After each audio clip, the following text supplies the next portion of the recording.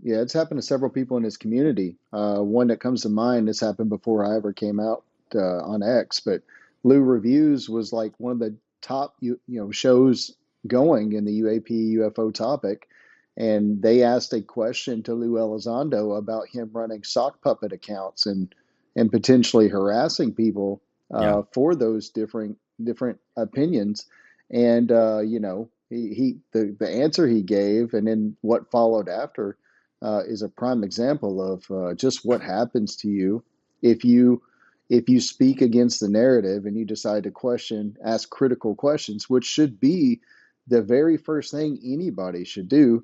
That's why it blows my mind that Lou Elizondo sat in front of Congress and was never asked the questions about the fact that he borderline illegally snuck out videos of the Pentagon and to Christopher Mellon, which they have admitted it. They did it, and they found a just a small, very gray loophole where it was borderline unauthorized disclosure. Now, people are like, "Well, that means the videos are credible." Well, that's not the case. They were come to find out. I researched this today just to make sure. But on Black Vault, it shows that those they were originally unclassified, but they're for official use only, which means that the Gimbal, Go Fast, and FLIR videos were not for public consumption, but they were unclassified.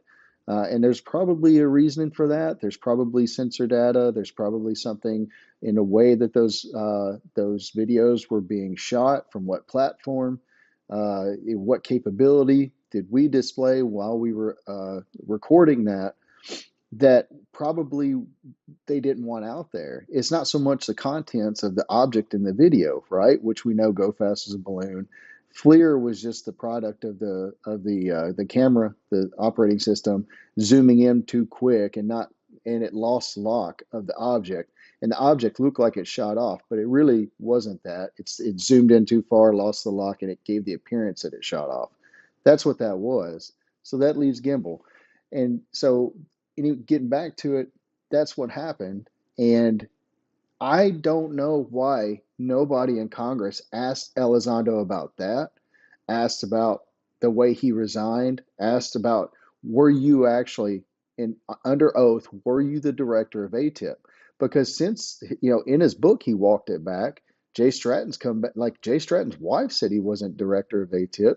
Like Yeah. there's a miscommunication about what's going on there, and so, why are critical questions not being asked? That's what, as a taxpayer, I want those questions asked because it directly involves credibility issues, and that should be on display for the world to see.